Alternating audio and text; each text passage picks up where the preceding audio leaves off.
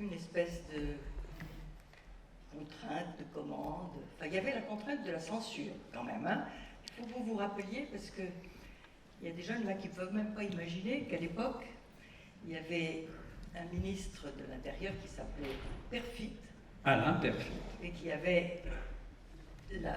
dirigeait la censure. Et donc, on devait jouer avec ça. Il y avait beaucoup de choses qu'on ne pouvait pas montrer. On ne pouvait pas montrer la nudité totalement, on ne pouvait pas montrer les actes sexuels, etc. Et Jean-Luc, qui était très malin, avait tourné quelques plans qui ont été coupés, mais d'avance, en sachant qu'ils seraient coupés. Par exemple, il y avait un plan de ma main qui ouvre le robinet d'un bidet. Ça, à l'époque, censure. Le bidet. Impossible de montrer une main qui ouvre un robinet de bidet. Donc la distance avec la liberté d'aujourd'hui, enfin avec la façon de raconter des histoires aujourd'hui. Bon, mais c'est pas ça. L'histoire de ce film, c'est un film poétique. C'est-à-dire, moi je mets la poésie au-dessus de tout, parce que c'est la façon suprême de nous faire, non pas comprendre, mais de nous faire sentir les choses. Et de nous faire sentir qu'est-ce que c'est que les rapports entre un homme et une femme, vus évidemment par Jean-Luc, qui avait d'énormes problèmes de ce côté-là, et qui était assez misogyne, mais d'une misogynie intelligente, c'est-à-dire qu'il sentait bien que le problème n'était pas que le sien, que c'était un problème de société, et que les femmes étaient en train de poindre, de sortir, que tout d'un coup, même cette jeune femme, un peu nunuche, pas cultivée, un peu poupée, un peu traitée comme une poupée, moyenne, une jeune femme moyenne, qu'elle sent qu'elle ne va pas vivre comme on le lui dit. Elle va éclore, elle va sortir de là. Et je dois dire, c'est cette sensation-là qui émerge, c'est-à-dire, alors son désarroi face à toutes les choses qui la bombardent, la publicité, les incitations à la consommation. C'est un des premiers films là-dessus qui pointe le doigt sur l'invasion de la publicité et de l'utilisation des femmes dans la publicité et la marchandisation, on va dire, de la femme. Qu'est-ce qu'on dirait maintenant? Alors maintenant, Jean-Luc, il s'est complètement refermé dans sa maison en Suisse. Il est désespéré, enfin, il pense que le monde a mal tourné, quoi. Mais quand vous pensez à quel point nous sommes entrés dans la commercialisation de tout, y compris de l'art. Et de alors évidemment des sentiments humains qui sont utilisés dans la publicité, dans toutes les choses qui nous incitent à acheter, à consommer. Et nous, en 68, quand même, on avait bien dit ça, on avait dit haut et fort, attention, ce monde de la consommation, mais on s'est quand même trompé sur quelque chose, parce qu'on pensait tous que la communication propagerait la démocratie et les bonnes idées. Et c'est pas tout à fait ça qui s'est passé.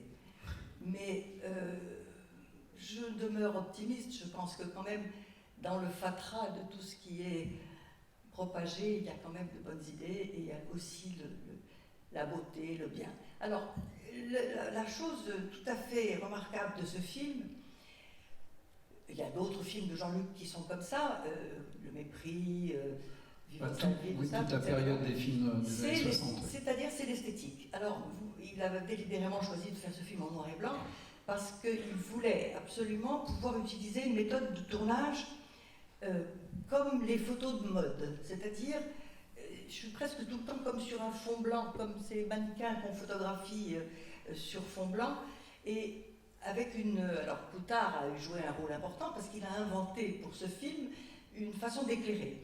C'est-à-dire que dans les pièces où nous tournions, il y avait du papier alu tout autour et des projecteurs, de manière à ce qu'il n'y ait pas d'ombre.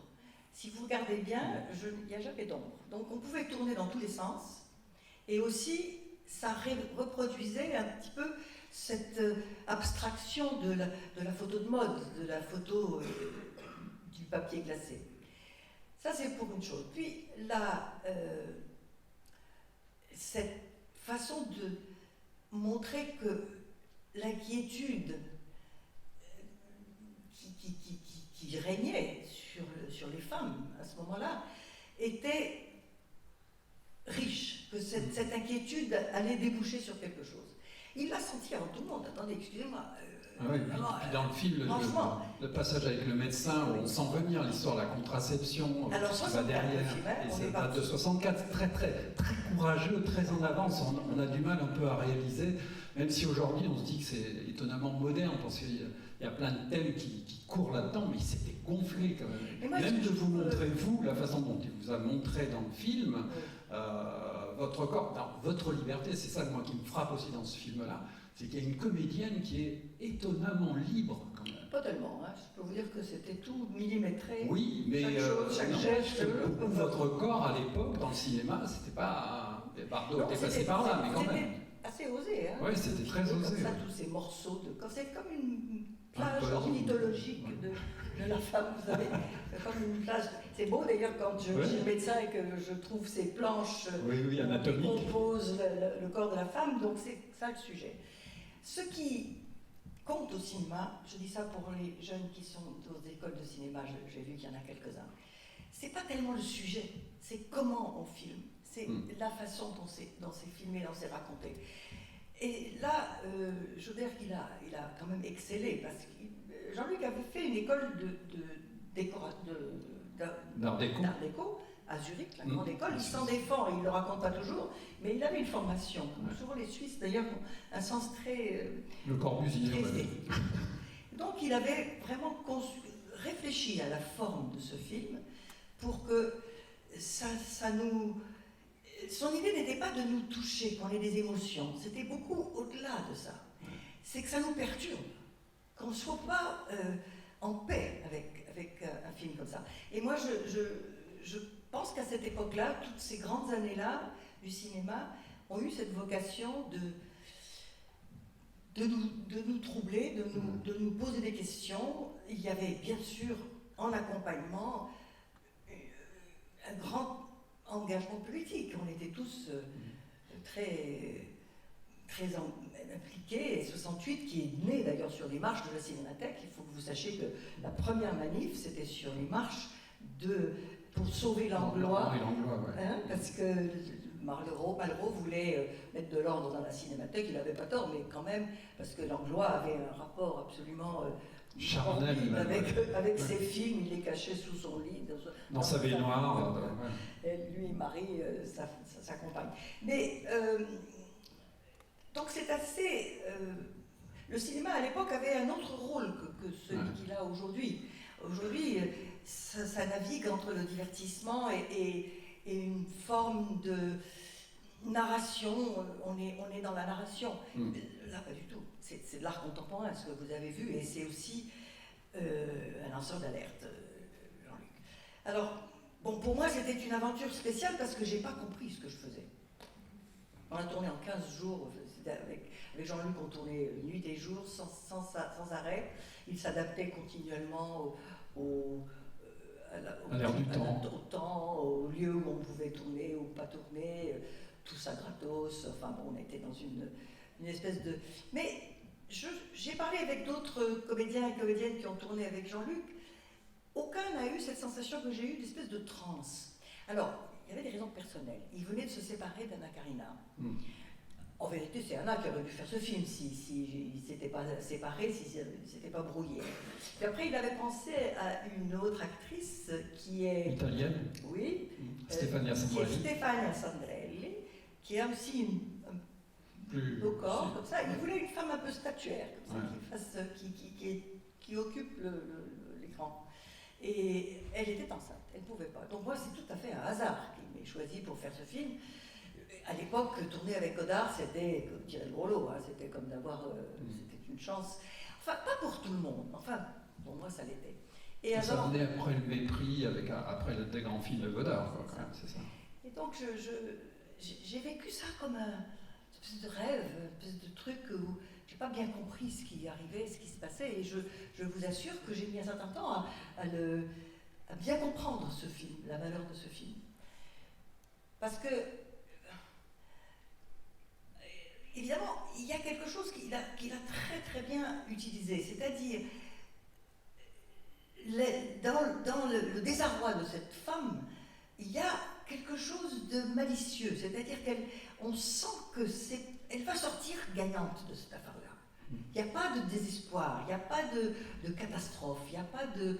Elle ne se plaint pas d'ailleurs. Vous avez vu comment ça finit. Bon, elle prend sa décision, mais c'est très beau. C'est aussi beau que du Racine, c'est aussi beau que du Marguerite Duras. Ouais. Et d'ailleurs, alors c'est vrai que le film a eu des démêlés avec la censure. C'est vrai que le film aurait pu être primé au Festival de Venise, vous-même d'ailleurs. On y a été, Mais le Vatican a joué son rôle. Ils ont fait des coupes et des montres partout, Ouais. et puis il n'était pas question. On a failli avoir le prix, puis finalement ils ont prié, le Vatican a prié qu'on ne leur donne pas. Et le film était totalement interdit mais en France. Ça a joué, ça a plutôt pendant favorisé quelques jours. l'exploitation du film, parce Ouais. que quand on vous dit film interdit, tout le monde se précipite évidemment. Alors, on a fait quand même un vrai succès. Ça a été un succès mondial, parce que c'était valable dans toutes les sociétés. C'est-à-dire toutes les sociétés sentaient ce frémissement de l'arrivée des femmes, de l'émancipation des femmes. Et je trouve que pour marquer même un peu l'hypocrisie par rapport à la censure, c'est qu'il y a eu 4-5 coupes, mais vraiment pas grand-chose, on va dire. Et surtout, ils ont demandé expressément, dans la deuxième commission, quand le film a été autorisé, à changer le titre. Ah oui. Parce que ça s'appelait au départ La femme mariée. Donc je ne pouvais pas incarner une femme mariée classique. Voilà. Il fallait que ce soit Une femme mariée, quoi, comme ça, prise un petit peu, voilà. Ce qui est très, très bien aussi dans ce que vous exprimez, dans ce que vous dites, Macha, c'est aussi ce rapport au cinéma à une période très foisonnante, mais je suis sûr qu'aujourd'hui aussi, il y a des nouveaux cinéastes qui vont trouver des formes, etc. Mais à cette époque-là, et vous, je sais que vous y êtes très sensible, c'est l'écriture cinématographique et c'est l'incursion de la poésie aussi dans le cinéma. Et d'ailleurs, vous-même, vous êtes engagé. Alors, c'est vrai que vous avez tourné avec des tas de cinéastes. Avant, il y en avait eu un très important qu'on oublie toujours un peu, c'est Michel Deville, avec un film formidable, Adorable menteuse, avec Marina Vladi. C'était le club des Russes, on va dire. Et puis, il y a eu Buñuel derrière. Il y a eu Fassbinder, on va voir un film de Fassbinder là bientôt dans le cadre de ce festival. Il y a eu Agnès Varda, un rôle absolument magnifique avec Sandrine Bonner voilà, dans Saint-Ouen-Loire. Mais vous avez senti le besoin de vous engager vous-même dans le cinéma et vous avez créé votre propre société de production. Alors je l'avais déjà, attendez, au moment de Godard, donc j'ai constitué après, c'est pour produire Guy Gilles. Ouais. Ça s'est passé un peu par hasard, vous savez. À l'époque, on était... Comment dire, on ne pensait pas vraiment au succès ou à l'argent, on pensait à faire des films. Et donc, moi, quand j'avais 20 ans, j'ai porté plus de bobines à la cinémathèque. Alors, vous savez, par exemple, on tournait la pellicule, tous les cinéastes se refilaient les chutes de pellicules pour pouvoir tourner d'autres films. Donc, voilà, il y avait un trafic entre tous les cinéastes. C'était très joyeux. Il y avait vraiment un monde entre eux, ils étaient unis. Il y avait, alors, pas tout ça, parce que quand il y a eu la grande brouille entre Truffaut et Godard, et Truffaut, je ne sais pas comment vous dire, moi je ne le mets pas tellement dans la nouvelle vague. C'est un classique. Oui, c'est un cinéaste traditionnel. Bon, bravo quand même, et tout ça, il a pris des positions extraordinaires, il a été un grand homme de cinéma, mais c'est un littéraire. C'est pas ça. Non, puis c'est des films narratifs, c'est pas la déconstruction là. Alors, il faut que vous sachiez quand même que c'est très important de se remettre dans l'époque. C'était l'époque justement de la nouvelle cuisine, de la nouvelle architecture, du nouveau roman. Alors, vous savez que ce terme a été inventé par Françoise Giroud, qui était cette grande journaliste à l'Express, et qui a eu ce terme de la nouvelle vague, mais c'était en réponse avec le nouveau roman et la nouvelle cuisine et toutes ces choses qui se passaient. C'est-à-dire que c'est une période qui était une période de déconstruction, où on a contesté les formes traditionnelles de l'art. Ça n'a pas duré longtemps, hein. La nouvelle vague, c'est 10 ans. Ouais. C'est pas les années 60, oui. Voilà. Mais, alors il y avait une ébullition, un fourmillement formidable. On se connaissait tous. Vous voyez, moi, il y a une chose qu'on ne choisit pas dans la vie, c'est sa date de naissance. Moi, j'ai eu la chance d'avoir 20 ans, 25 ans pendant cette période et de connaître tous ces... Et alors, on se retrouvait rue Saint-Benoît et je rencontrais aussi César, Tanguy, Nikita Safal, Edgar Morin, et tout le monde était ensemble. Et je dois dire que moi j'ai personnellement une nostalgie pour ça. Peut-être que les jeunes cinéastes sont de nouveau proches les uns des autres maintenant, mais j'ai pas l'impression. Je pense que l'esprit de compétition est tellement fort, ils ont tellement de difficultés à monter leur film financièrement, qu'ils sont forcément en compétition. Là, c'était pas ça. Et Fassbinder, c'était la même chose en Allemagne. Fassbinder, ils étaient 4 ou 5 cinéastes. Il y avait Kluge, Alexandre Kluge, il y avait Schröter, Schlöndorff, Fassbinder, et encore un cinquième. Lire la colère de Dieu, là. Oui, Schröter. Et Wim Wenders. Wenders, c'était pas. Non, pas Wenders, celui qui a fait Lire la colère de Dieu. Ils faisaient des films ensemble, ils les distribuaient ensemble. Ils avaient. Herzog, bravo, voilà, c'est ça. Bravo. Werner Herzog. Et donc, ils étaient unis, ils utilisaient les mêmes techniciens, tout le monde tournait ensemble. Ça a été. Alors, tout ça, c'était inspiré par la Nouvelle Vague. Parce que la Nouvelle Vague, ça a été un événement colossal. Et mondial, parce que c'est ça vrai a que changé la façon de tourner les films ouais. partout, dans le monde entier. Ça a mis une liberté de tourner. Ça a dynamité Hollywood, ça a fait tout d'un coup que tous les cinéastes n'ont plus tourné de la même façon aux États-Unis. Donc c'était vraiment un événement. Et puis nous, les actrices de la Nouvelle Vague, nous étions recensées d'une autre façon, nous étions choisies d'une autre façon. Nous étions des partenaires des cinéastes. Nous n'étions pas, enfin moi je dis, pas des poupées gonflables. C'est-à-dire qu'on n'était pas, j'entends souvent dire « Ah, Brigitte Bardot était une femme libre ». Le contraire. Brigitte Bardot, elle incarnait un fantasme masculin en perdition, c'est-à-dire Lolita, la jeune fille un peu insolente, tout ça, ravissante, mais qui fait chier quand même. Donc moi, je pense que ce qui a été merveilleux, c'est cette arrivée de Bernadette Lafont, Françoise Brillon, de moi, de Marie-France Pizier. C'était des actrices qui étaient pas des mouilles, quoi, pas des idiotes. Et je pense que ça se sent quand même. Hein, on était des partenaires de nos cinéastes. Et alors, j'évoquais votre société de production. Ce qui est étonnant, vraiment, c'est là où on voit que vous étiez engagé dans quelque chose où vous recherchez autre chose dans le cinéma. Alors, on a parlé un peu de Guy Gilles, qui est un cinéaste météore, on va dire, quelqu'un qui vous avez fait Au Pan Coupé, vous l'avez produit. On pourra le voir d'ailleurs dans le cadre de ce festival. Alors, Guy Gilles, le cas Guy Gilles, j'en dis 2 mots pour ceux qui verront. Quasiment personne ne connaît ce cinéaste. Il est mort du sida très peu de temps après. Il a fait 7 films, tous formidables. Le Clair de terre. Le crime. Alors, Crime d'amour, c'est après. C'était déjà un film un peu plus construit, un peu plus financé. Mais moi, je pense que s'il avait vécu, il aurait fait de l'ombre à Téchiné, parce qu'il était beaucoup plus poète que Téchiné. Voilà, le destin. Mais. Vous avez produit Pasolini aussi. Alors, moi, après, avec la société en question que nous avions créée, qui s'appelait Macha Film, puis elle a changé de nom. Parce qu'il y avait Anouchka Film, tiens, Anouchka, elle n'est pas là, c'était la société de Godard. Et très peu de temps après, je suis partie en Italie et j'ai coproduit, parce qu'après, vous savez, j'ai été à l'initiative, disons, puis après ça, les coproductions font que quelquefois les films vous échappent. Un film de Bresson qui s'appelle 4 nuits d'un rêveur. Et ensuite, alors ça c'est une longue histoire que Bresson, parce que il faudrait que vous le montriez quand même ce film, c'est un chef-d'œuvre. Hein. Il m'a fait chier ce type, vous pouvez même pas imaginer. Bresson. Un homme impossible, intéressé par l'argent, tout ça. Enfin, mais bon, par ça quand même grand génie. Et puis nous avons fait le film de Pasolini, Porcherie. Puis j'ai fait, qu'est-ce que j'ai fait d'autre? J'ai fait des choses en Italie.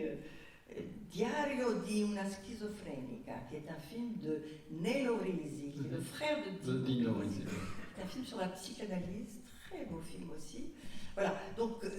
C'est un éventail incroyable, parce que même en Italie, bon, c'est vrai que vous avez vécu en Italie, vous avez eu votre vie sentimentale aussi là-bas, mais vous avez tourné avec Dario Argento, c'est incroyable. Je vais vous dire, c'est envers et contre tous, parce que tout le monde dit wow, tu vas faire un film d'horreur, qu'est-ce que c'est que ça? Mais moi j'avais décelé que Argento était un vrai talent, un vrai cinéaste, un grand cinéaste. Et puis, j'aime beaucoup ce film. D'ailleurs, pour moi, c'est les frissons de l'angoisse en français, oui, c'est Profondo Rosso. C'est mieux en italien quand même. Hein. Ouais. Moi, j'ai fait quelques films comme ça qui m'ont été reprochés, comme par disons, les puristes, comme un film que je vous recommande qui s'appelle L'ultimo giorno di scuola prima delle vacanze di Natale, le dernier jour de classe avant les vacances de Noël, de mon ex-mari Gian Vittorio Baldi, et puis un autre qui s'appelle L'ultimo treno della notte, le dernier train. C'est un film de Aldo Lado. Et on l'appelait Aldo Laido, ça veut dire dégueulasse. Qui était très méchant parce qu'il n'avait jamais fait de très bons films, sauf celui-là. Extraordinaire film qui se passe entièrement de nuit dans un train. Et je fais une espèce de perverse tueuse qui soudoie des adolescents pour tuer des... Enfin bref, c'est un très très beau film aussi, un film d'horreur. Et ben voilà, vous savez, il y a des accidents comme ça. C'est qu'on croit que... en Italie, tout le monde m'a dit, tu vas pas tourner avec ce type et tout ça. J'ai senti le film, le scénario, voilà. Et vous avez senti plein de choses quand même dans votre existence. Je ne sais pas si des spectateurs voudront vous poser des questions, mais moi je suis quand même assez fasciné par, d'abord, il y a eu aussi le théâtre, énormément, le théâtre. Très important. Très très important, et vous avez eu des récompenses, en plus avec Lolé Bellon, d'ailleurs. Vous avez interprété des rôles d'auteurs très différents, jusqu'à Nicolas Bedos. Ouais, c'est vraiment c'est très très éclectique. Vous avez fait de la radio, les grosses têtes. Alors ça, personne ne me pardonnait. Alors que moi, je pensais au contraire. C'est un peu la même chose. Il fallait absolument être une présence dans ce monde macho, mais apparemment vulgaire, mais en fait, c'était pas aussi vulgaire que l'on dit. Parce que Philippe Bouvard, c'était la gauloiserie. C'était une espèce de tradition de l'humour grivois. Et moi, il y a des gens qui me font beaucoup rire dans mon principe. Et puis, j'étais une présence féminine là-dedans. Il fallait que je tienne bon face à Jean-Yann, à Dutour, à Sim, des types formidables, qui n'existent plus, des grands talents. Kersozon, évidemment. Bon, mais ça, c'est une... Alors, voilà, comment dire ? Je pense qu'à partir d'un certain moment, les femmes ont eu cette possibilité de ne plus avoir un seul chemin et de s'autoriser à être multiples. Mais je pense que ça vaut pour tout le monde, ça vaut pour les hommes aussi. Cette liberté des femmes a ouvert des portes pour les hommes aussi. C'est-à-dire que maintenant, on peut commencer un métier, puis en changer en cours de route, commencer des études, et puis en faire d'autres après. Ça, c'est quand même un immense progrès, je trouve, de la société dans son ensemble. Alors après, bien sûr, il y a des choses, des catastrophes, parce que quand le sida est arrivé, ça a quand même beaucoup bouleversé la sexualité et la vie sexuelle des jeunes. Mais il n'empêche que je vous assure que je ne suis pas du tout pessimiste sur la société d'aujourd'hui. Je pense qu'on a absorbé toutes ces avancées et c'est passionnant ce qui se passe maintenant avec la technologie et toutes ces avancées incroyables. Parce que vous avez toujours des projets, c'est ça qui est extraordinaire, c'est que vous n'arrêtez pas, vous écrivez, vous jouez au théâtre, vous préparez si je comprends bien, vous travaillez les textes de Duras actuellement. Je fais un spectacle qui s'appelle Sorcière, j'espère venir le jouer à Amiens, parce que à part ici, il y a un autre théâtre de cette Oui, il y a la Comédie de Picardie aussi, il y a la Maison du Théâtre. Alors ce sont des textes de Marguerite Duras, ça s'appelle Sorcière, et vous savez que les grandes féministes américaines, tout de suite après 68, ont dit que les premières féministes, c'était les sorcières. Et elles ont raison, parce qu'elles ont été brûlées sur des bûchers pour ce qu'elles étaient, pour ce qu'elles disaient. Alors j'ai réuni des textes que Marguerite avait écrits dans une revue qui s'appelait Sorcière, qui a existé une dizaine d'années, tout de suite après 68, et qui recevait des grands auteurs comme elle, qui avait Yourcenar, Châtelet, enfin des noms. Et nous avons bâti le spectacle sur tous les textes à travers toute son œuvre qui parlent de la condition féminine, des joies, des difficultés, des espoirs, des trucs. C'est très très beau. C'est vraiment formidable. Alors, le secret du bonheur, c'est... Vous n'êtes pas venu pour rien. C'est de regarder devant et jamais derrière. C'est-à-dire d'avoir des projets, de continuer à inventer, d'être à l'écoute de ce qui va vous permettre de vous exprimer de plus en plus, mieux et mieux. Et moi, je me suis vue moi-même faire d'immenses progrès. Je vous assure que, par exemple, dans l'écriture, je pense que j'écris maintenant d'une façon qui n'est pas du tout celle à laquelle je m'attendais. Parce que vous avez quand même justement écrit je ne sais pas combien d'ouvrages très différents d'ailleurs, hein, ça va d'ouvrages culinaires. J'ai commencé par les livres de cuisine et qui ne sont pas faciles à écrire. Joyeuse pâte, par exemple. Mais ça, c'est ça. C'est-à-dire, ça je l'ai beaucoup partagé et disons même appris de Michel Legrand. Michel, il disait, tant qu'on a de la curiosité, tant qu'on a envie de faire des choses, il faut le faire. Quel que soit l'état dans lequel on est, la santé, les capacités, même les moyens financiers, faire. Et plus que ça, il disait qu'il faut chaque fois se surpasser. Il faut faire des choses de plus en plus difficiles, de plus en plus ambitieuses. Ça, c'est cette chose aussi qui vous oblige, qui vous tient, si on est... Je crois que c'est lui qui vous a poussé un peu à accoucher d'un roman hein, qui est paru récemment, qui s'appelle Vania, Vassia et la fille de Vassia, et que vous portiez en vous d'une certaine façon, parce que vous dites qu'il ne faut pas regarder le passé, mais quand même, dans ce roman-là, vous retournez et vous nous faites découvrir un monde absolument, pour moi, incroyable, je ne soupçonnais pas. C'est le monde des Cosaques en France. Il y avait des communautés cosaques un peu partout en France. Tout de suite après la Révolution d'octobre, ils sont venus, ils ont été chassés de Russie, ils étaient orthodoxes, tsaristes, enfin tout ça, ils étaient massacrés en Russie, donc ils sont tous venus, ils sont presque tous venus en France. Parce que la France était un Eldorado, c'était le pays des droits de l'homme. Donc, et ils venaient, et comme ils étaient éleveurs de chevaux, quelques-uns sont même venus avec leurs chevaux. On fait tout le chemin avec leurs propres chevaux. Et ils ont créé des communautés, il y en avait en Ardèche, il y en avait en Lozère, il y en avait dans le Jura, et il y en avait dans les Alpes-Maritimes. Alors ils vivaient en autarcie complète, on leur donnait des terres, en général des terres très ingrates, pour pouvoir élever leurs chevaux. Et ils mangeaient russe, ils parlaient russe, ils chantaient russe, ils vivaient entre eux, et ils étaient assis sur leurs valises en espérant rentrer en Russie. Parce que eux ne pouvaient pas imaginer que le communisme prenne. En Russie particulièrement. Et donc ils ont été, les années passées, et puis finalement, ils ont eu des enfants, et les enfants, c'est l'histoire de mon livre, mon héroïne, c'est une fille de Cosaque, et qui évidemment devient une Française, et fait des belles études. Alors, c'est un beau roman féministe. Il faut que je vous raconte l'histoire de cette écriture. Petite confidence que je vais vous faire. Quand je me suis mariée avec Michel Legrand, alors tout le temps il me disait, alors, tu écris ? T'as trouvé ton sujet ? Alors la vie était très compliquée avec lui, pas compliquée mais grande, pesante, entre ses concerts, les voyages aux États-Unis, les voyages au Japon, les voyages en Russie, on était tout le temps sur le départ, plus les compositions, plus les films, plus sa santé qui n'était pas formidable. Donc j'ai été débordée, hein, franchement, parce que je faisais un peu tout là-dedans. J'étais à la fois sa secrétaire, sa manager, etc. Vous êtes retrouvé assez tard, mais vous étiez un peu aimé assez tôt. Mon histoire, je n'ai pas besoin de vous la raconter. Non, mais quand même, je suis sûr que c'est des belles histoires, moi, je trouve.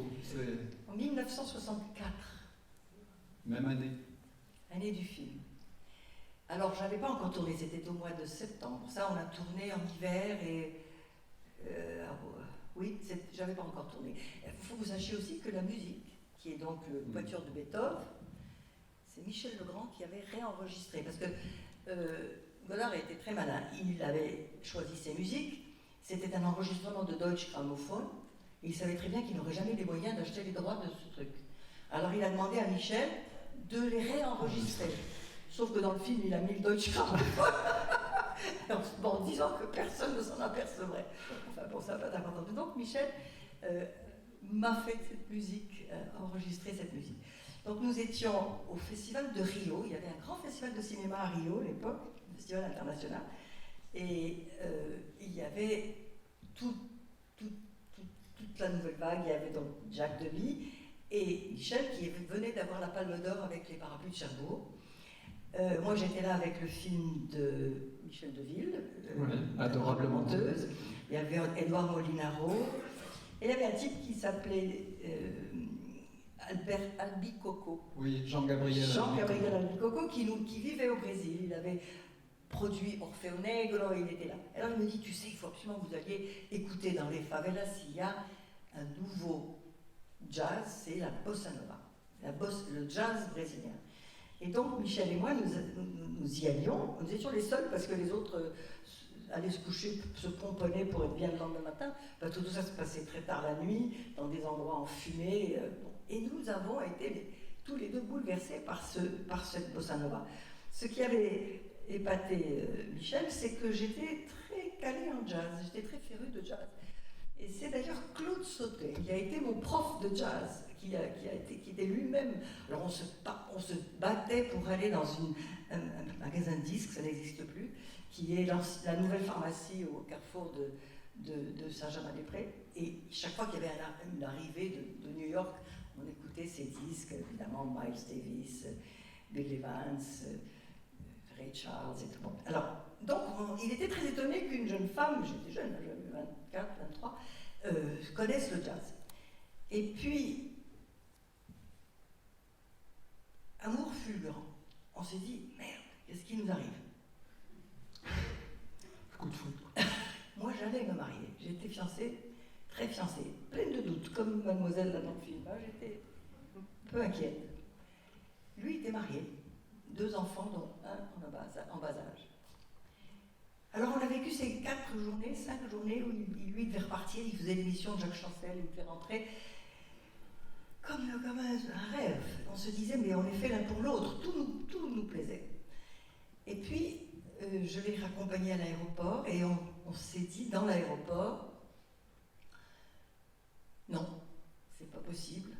Moi, je suis pas une voleuse de mari, et puis en plus, voilà. Et il m'a dit, dans une autre vie. Et on s'est juré de ne pas se chercher. Parce que, évidemment, quand même, nous étions un peu dans les mêmes lieux, les mêmes milieux, tout ça. Donc on s'évitait. On s'évitait pendant des années. Puis alors, bon, il a fait sa vie, il est parti aux États-Unis, moi je suis allée en Italie, donc bon. Lui, il m'a dit que toute sa vie, quand même, il continuait à suivre ce que je faisais, il achetait mes bouquins et tout ça. Il parlait de moi à ses nombreuses concubines et femmes. Et moi pas. Les femmes sont plus pragmatiques. Nous, j'avais dit c'était niette, donc on oublie. Et 50 ans plus tard, en 2014, c'est quand même une histoire forte ça. Magnifique. Je jouais une pièce de théâtre de Didier Van Kovlart qui s'appelait Rapport intime.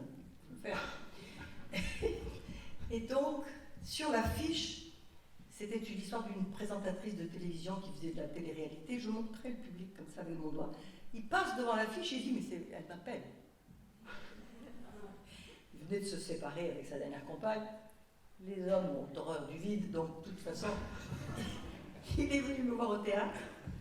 Et le soir même, il me dit, bon écoute, ce coup-ci, je t'épouse. Ah, je lui dis, attends, d'abord on réfléchit un peu, on n'a pas réfléchi longtemps. J'ai passé une semaine avec lui, dans cette maison où maintenant j'ai créé le prix Michel Legrand. Alors vous serez au courant parce que cette année, on a été obligé de le faire sans public à cause de Covid, mais l'année prochaine, il y aura un chapiteau, des concerts, enfin, c'était déjà formidable. C'était Jacques Perrin qui était président de mon jury. Avec, le monde est petit. Le monde est toujours les mêmes quand ils reviennent sur le tapis. Et voilà, et nous avons vécu, hélas, pas assez. Et tous les jours, Michel me disait, alors tu écris? Tu as trouvé ton sujet? Moi j'étais débordée, j'avais la tête à... Alors j'ai réussi à écrire un petit livre quand même, qui s'appelle Michel et moi, qu'il n'aime pas trop, parce qu'il est très pudique. Alors, le fait que je raconte notre histoire et que je raconte ça, il me dit, c'est bien, tu vas le publier quand on sera mort. Je dis, non, tu sais, quand même, c'est dommage, parce que les gens veulent savoir comment s'est passé tout ça. Donc, j'ai publié ce livre-là. Puis ensuite, quand j'ai vu qu'il était vraiment pas bien, il a eu une pneumonie dont il a eu beaucoup de mal à se remettre. Il a continué à faire des concerts encore après. Il est venu ici, d'ailleurs, dans ces années-là. Et je ne sais pas comment vous dire, peut-être l'urgence, sentant que lui, il y avait un danger, que j'ai trouvé l'idée, tout d'un coup, c'est venu, et je voulais à tout prix qu'il le lise. Il a réussi à lire les 100 premières pages, et je peux vous dire que je sens qu'il est parti tranquille, parce qu'il savait que je faisais mon livre, un livre. Ça, c'est des choses qu'on peut faire dans le couple, vous voyez. On peut se stimuler l'un l'autre, on peut... Parce que ça a été la même chose des deux côtés, c'est-à-dire qu'il a écrit, dans les 7 ans que nous avons passés ensemble, 2 concertos, un magnifique concerto pour piano, parce que plus ça allait, plus ils s'orientaient vers la musique classique. Un concerto pour violoncelle, que je vous recommande parce que c'est une splendeur. Il a écrit la musique du film d'Orson Welles, The Other Side of the Wind, qu'il a écrit tout seul, ça l'a beaucoup fait souffrir d'ailleurs, parce que c'est un film assez noir, qui n'est pas fini. C'est Netflix qui a racheté les droits, qui étaient éparpillés un peu partout, et qui sont arrivés à recomposer ce film. Et donc Michel a fait le film, la musique tout seul, devant le film, sans un metteur en scène à côté de lui, et ça a été assez pénible. Il a réussi à faire un concert inouï à la Philharmonie, qui ne l'avait jamais invité jusque-là. C'est-à-dire que lui, il faut quand même, je suis obligée de vous dire 2 mots sur la situation de la musique en France, c'est que toutes les années Boulez, c'est-à-dire quand Michel a commencé sa carrière de compositeur, la musique tonale était interdite. C'était considéré comme de la sous-musique. Et Michel, qui défend et a continué à croire, et l'histoire lui donne raison, puisque maintenant la musique tonale est revenue en majesté, il était barré. C'est-à-dire que il n'était pas question de faire des concerts, et beaucoup de ses copains du conservatoire étaient obligés dans les conservatoires d'enseigner la musique contemporaine. Ça a été terrible pour lui. Et c'est une des raisons pour lesquelles il est allé aux États-Unis. Il a fait de la musique de cinéma. C'est pas seulement parce qu'il avait déjà fait tous les films de la Nouvelle Vague et qu'il avait envie d'aller plus loin. C'est qu'en France, il n'y avait pas d'espace pour lui. Et il a été très, très quand même clair dans ses convictions, puisqu'il a toujours défendu la musique tonale. Et comme je vous dis, l'histoire lui a donné raison. Alors, ça, il faut tenir compte de ces choses-là. Dans l'histoire des artistes, c'est le contexte, c'est-à-dire de quelle manière ils peuvent ou ne peuvent pas s'exprimer, de quelle manière on trouve des façons. Là maintenant, avec tous les cinéastes en rupture avec les régimes dans leur pays, je pense par exemple à Serebrennikov, tous ces films russes. Vous savez, dont on projette d'ailleurs le dernier film, La fièvre de Petrov. Je crois que c'est demain soir au Beaumont à 21h ou quelque chose comme ça. Eh bien, c'est un grand du cinéma. Voilà. Et tout ce cinéma russe, je suis la marraine d'un festival russe que je vous recommande, qui est à Paris. On est dans 3 cinémas, au Balzac, au Max Linder et au Studio 28. C'est toujours en mars. Et cette année, c'est chaque année quand les Russes aiment, quand les Russes rient, quand les Russes pleurent. Et cette année, c'est quand les Russes voyagent. Et on a montré des films. D'abord des films de répertoire, parce qu'il y a le grand cinéma russe que peu de gens connaissent, enfin les jeunes n'ont pas vu les grands films russes, et puis il y a ce nouveau cinéma russe, et je peux vous dire que les difficultés qu'ils ont pour faire leurs films en Russie, ça, nos cinéastes ici qui se plaignent de ne pas trouver les financements, ils ne savent pas de quoi ils parlent, hein. C'est terrible.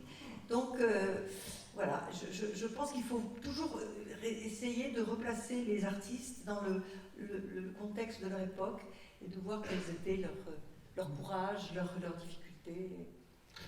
En tout cas, je tiens à vous remercier. Alors, j'avais dit, si vous voulez poser des questions, alors malheureusement, l'heure tourne, comme on dit, les 20h30 passées, c'était la limite qu'on nous avait donnée.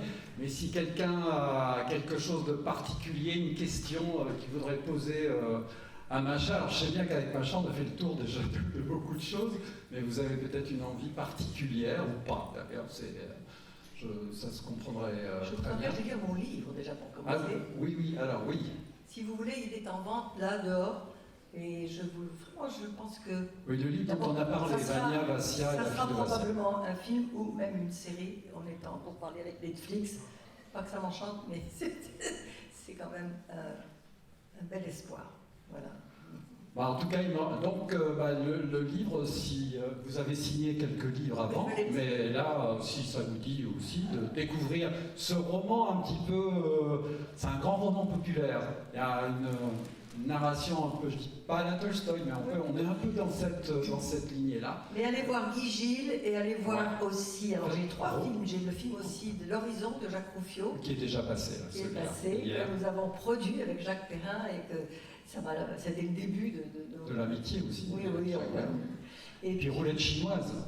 Kinés et Chess Roulette, ça vraiment aussi, c'est un merveilleux film de Fassbinder, très peu connu. Et c'est vraiment une. Et on vous voit danser dedans avec des béquilles sur du Kraftwerk. Pas rien, quoi. Bon, écoutez, vive le cinéma. Et vive vous. Un grand merci. Beaucoup d'émotions. Merci.